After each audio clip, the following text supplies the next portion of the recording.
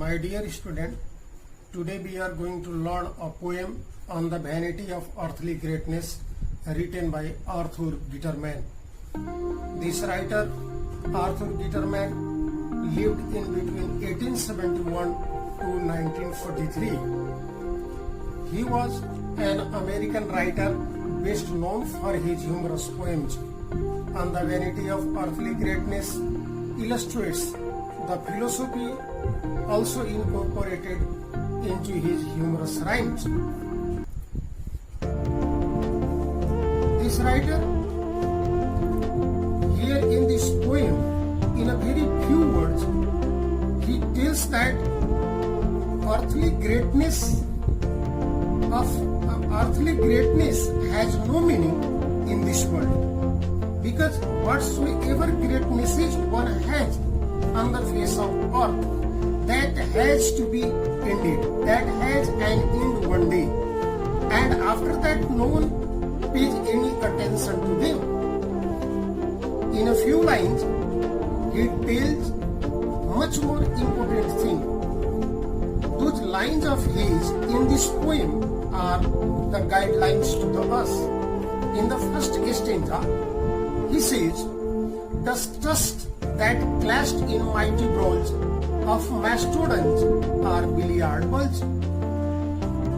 He says that the animals like elephant, whose tusks are very powerful, which could win any type of wars, which could destroy and kill any other animals, which could hit any animals and can kill. Today people have made the balls of billiard by cutting the tusk of those very powerful mastodons. So, what is the meaning of that very tusk today? The power of that very tusk has no meaning, because people are playing, making the balls of billiard with that very tusk today. Writer says any type of physical strength has no meaning.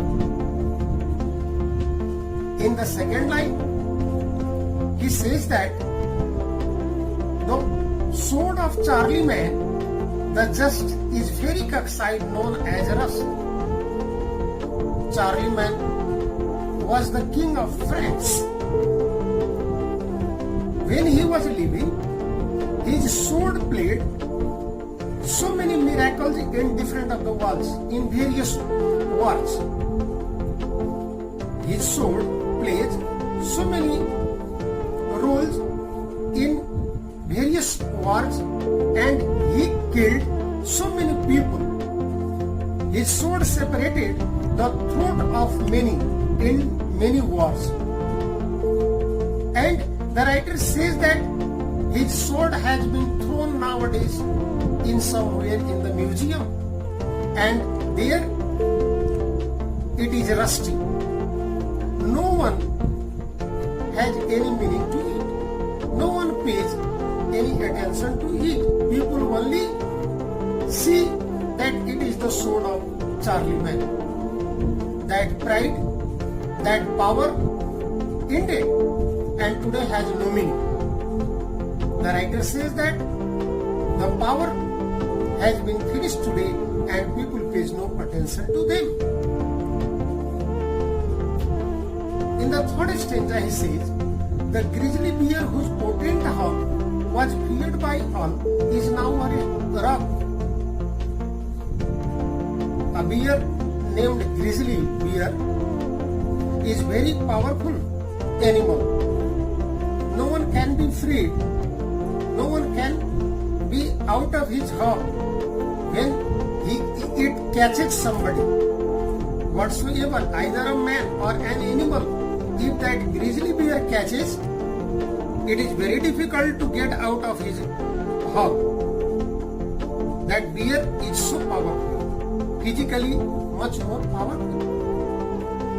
But the writer says here that with his fur and skin, people have made carpets and using them in his rooms. So where that power of that physical body went. That power of that physical body has no meaning to it. In the last stanza, he talks about great Caesar's bust is on myself and I don't feel so well myself. The writer says talks about Julius Caesar, who was the general statesman, and he talks that Julius Caesar, whose words were the commands, whose words were the rules and regulations for the public, no one was able to disobey him when he was living in his life. But the writer says that his bust, his image of his body has been kept in his cell, in his almirah, and nobody has any attention upon that. Or his bust has been thrown in so many almirahs of so many people. So where went his power? That political power or the power of the chair has no meaning. And the writer says, so I don't feel so well myself. He thinks that then where is my pride? Upon what I can take the ego?